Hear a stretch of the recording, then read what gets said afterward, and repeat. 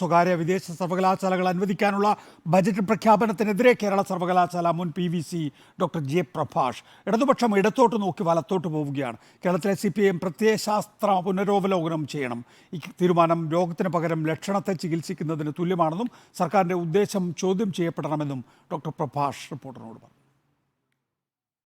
ഈ ഉന്നത വിദ്യാഭ്യാസ മേഖലയിൽ സ്വകാര്യ സർവകലാശാലകളും വിദേശ സർവകലാശാലകളും അനുവദിച്ചുകൊണ്ടുള്ള പ്രഖ്യാപനം ബജറ്റിലുണ്ടായിരിക്കുന്നു.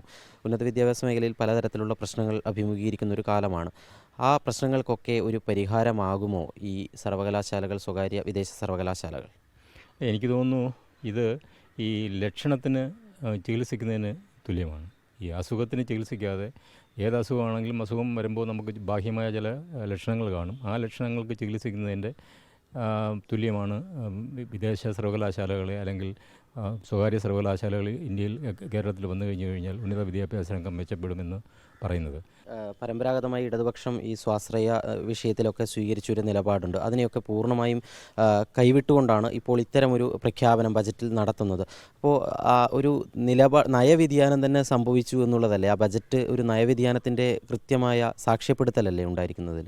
തീർച്ചയായിട്ടും നയവ്യതിയാനമാണെന്നുള്ള കാര്യത്തിൽ സംശയമൊന്നുമില്ല. എനിക്ക് തോന്നുന്നത് ഇടതുപക്ഷം ഇടതോട്ട് നോക്കിയിട്ട് വലതോട്ട് പോകുന്നു എന്നാണ് എനിക്ക് തോന്നുന്നത്.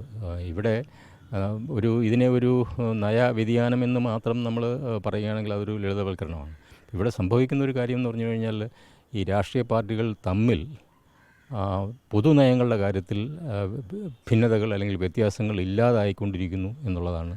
ഇപ്പോൾ ഇടതുപക്ഷവും വലതുപക്ഷവും തമ്മിൽ വർഗീയതയുടെ കാര്യം മാറ്റിവെച്ചു കഴിഞ്ഞാൽ മറ്റ് പൊതുനയങ്ങളുടെ കാര്യത്തിലുള്ള വ്യത്യാസം വളരെ അല്ലെങ്കിൽ ഗണ്യമായി കുറഞ്ഞുകൊണ്ടിരിക്കുന്നു എന്നുള്ളതിൻ്റെ അവസാനത്തെ ഉദാഹരണമാണ്. പ്രത്യയശാസ്ത്രപരമായ കാര്യങ്ങൾ പുനരവലോകനം ചെയ്യേണ്ട ഒരു കാര്യമുണ്ട്. അത് മാത്രമല്ല, ഇപ്പോൾ UGCD നയം അല്ലെങ്കിൽ കേന്ദ്ര സർക്കാരിൻ്റെ ഈ നയം, ആ നയത്തിനുള്ളിൽ നിന്നുകൊണ്ടേ നമുക്ക് പ്രവർത്തിക്കാൻ പറ്റൂ എന്നുള്ളത് 24 മണിക്കൂർ കൊണ്ട് സംഭവിക്കുന്ന ഒരു കാര്യമല്ലല്ലോ. അവിടെയാണ് ഞാൻ പറഞ്ഞത്, കഴിഞ്ഞ വർഷം വരെ എതിർക്കുകയും പെട്ടെന്നൊരു സുപ്രഭാതത്തിൽ ഒരു വെളിപാട് പോലെ ഇത് തോന്നുകയും ചെയ്യുന്നതെന്ന് പറയുമ്പോൾ നേരത്തെ തന്നെ അല്ലെങ്കിൽ നേരത്തെയുള്ള എതിർപ്പിന് പോലും ആർജവം ഉണ്ടായിരുന്നോ എന്നുള്ള കാര്യം എനിക്ക് സംശയമുണ്ട്. ശരത് കെ ശശി വിശദാംശങ്ങളുമായി. ശരത്, എന്താണ് ഡോക്ടർ ജെ പ്രഭാഷ് കൂട്ടിച്ചേർക്കുന്നത്? അതായത് ഇടതോട്ട് നോക്കി വലതോട്ട് പോകുന്നു, പ്രത്യയശാസ്ത്ര പുനരവലോകനം എന്നൊക്കെ പറയുമ്പോൾ അതിനിശ്ചിതമായ വിമർശനമാണ്. തീർച്ചയായും നികേഷ്, അതിനിശ്ചിതമായി തന്നെയാണ് ഡോക്ടർ ജെ പ്രഭാഷ് ഈ വിഷയത്തിൽ CPIM-നെയും സർക്കാരിനെയും വിമർശിച്ച് രംഗത്തെത്തിയിരിക്കുന്നത്. ഒരു കാലത്ത് സർക്കാരിൻ്റെ CPIM-ൻ്റെ ഒക്കെ തന്നെ അക്കാദമിക രംഗത്തെ ഏറ്റവും അധികം സംഭാവനകളൊക്കെ തന്നെ നൽകിയ വ്യക്തിയാണ് ജെ പ്രഭാഷ്. CPIM സഹയാത്രികൻ എന്നുള്ള നിലയിലും കേരള സർവകലാശാലയുടെ മുൻ വൈസ് ചാൻസലർ എന്നുള്ള നിലയിലും ഒക്കെ തന്നെ അക്കാദമിക രംഗത്ത് ഇടതുപക്ഷത്തിൻ്റെ നയം രൂപീകരിക്കുന്ന കാര്യത്തിലൊക്കെ തന്നെ വലിയ സംഭാവനകൾ നൽകിയ വ്യക്തിയാണ് ജെ പ്രഭാഷ്.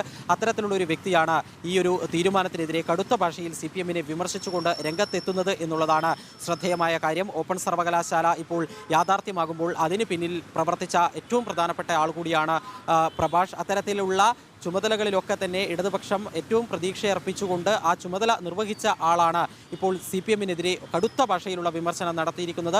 പ്രത്യയശാസ്ത്ര അപജയം CPIM-ന് സംഭവിക്കുന്നു എന്ന രീതിയിൽ തന്നെയാണ് അദ്ദേഹം വിമർശനങ്ങൾ ഉന്നയിക്കുന്നത്. ഇടത്തോട്ട് നോക്കി വലത്തോട്ട് സഞ്ചരിക്കുന്നു എന്നുള്ള വിമർശനം CPIM-നെതിരെ ഉന്നയിക്കുന്നു. അതോടൊപ്പം തന്നെ ചൂണ്ടിക്കാണിക്കുന്ന കാര്യം ഇടതുപക്ഷവും വലതുപക്ഷവും തമ്മിലുള്ള വേർതിരിവ് കേരളത്തിൽ ഇല്ലാതാകുന്നു എന്നുള്ളതാണ്. വർഗീയതയ്ക്കെതിരായ നിലപാടിൻ്റെ കാര്യം മാറ്റി നിർത്തുകയാണെങ്കിൽ സാമ്പത്തിക നയത്തിൻ്റെ കാര്യത്തിൽ കേരളത്തിലെ CPIM-നും അതുപോലെ തന്നെ വലതുപക്ഷത്തിനും കാര്യമായ വ്യത്യാസങ്ങളില്ല എന്നുള്ള വിമർശനം അദ്ദേഹത്തിൻ്റെ ഭാഗത്തു നിന്നും ഉണ്ടാകുന്നു. അതോടൊപ്പം തന്നെ അദ്ദേഹം ചൂണ്ടിക്കാണിക്കുന്ന ഒരു കാര്യമുണ്ട്. പൊതുവായ ഒരു വിഷയം, പൊതുസമൂഹത്തെ ഏറെ ബാധിക്കുന്ന ഒരു വിഷയം എന്നുള്ള നിലയിൽ വിശദമായ ചർച്ച വേണ്ടുന്ന ഒരു കാര്യമായിരുന്നു വിദേശ സർവകലാശാലകളും സ്വകാര്യ സർവകലാശാലകളും അനുവദിക്കുന്ന തീരുമാനം. പക്ഷേ അത്തരമൊരു വിഷയത്തിൽ ഒരു തരത്തിലും ചർച്ച നടത്താതെയാണ് ഇങ്ങനെയൊരു പ്രഖ്യാപനം ബജറ്റിൽ നടത്തിയിരിക്കുന്നത്. അതുകൊണ്ട് തന്നെ അങ്ങനെ ഒരു നീക്കം നടത്തിയതിന് പിന്നിലെ ഉദ്ദേശ ലക്ഷ്യം ചോദ്യം ചെയ്യപ്പെടണമെന്നും അദ്ദേഹം വ്യക്തമാക്കുന്നു. ഏതായാലും ഇടതു ബുദ്ധിജീവികൾക്കിടയിൽ തന്നെ സർക്കാരിൻ്റെയും CPIM-ൻ്റെയും ഈ ഒരു നിലപാടിനെതിരെ വിമർശനം ശക്തമാകുന്നു എന്നതിൻ്റെ സൂചനയാണ് അദ്ദേഹത്തിൻ്റെ പ്രതികരണം. നേരത്തെ CPIM സംസ്ഥാന സമിതി അംഗമായ പ്രൊഫസർ KN ഗണേഷും വിദേശ സർവകലാശാലകൾ കൊണ്ട് കേരളത്തിലെ ഉന്നത വിദ്യാഭ്യാസ രംഗത്തെ പ്രശ്നങ്ങൾക്ക് പരിഹാരമാകുമെന്ന് കരുതുന്നില്ല എന്ന് പ്രതികരിച്ചിരുന്നു. ശരത് കെ ശശി.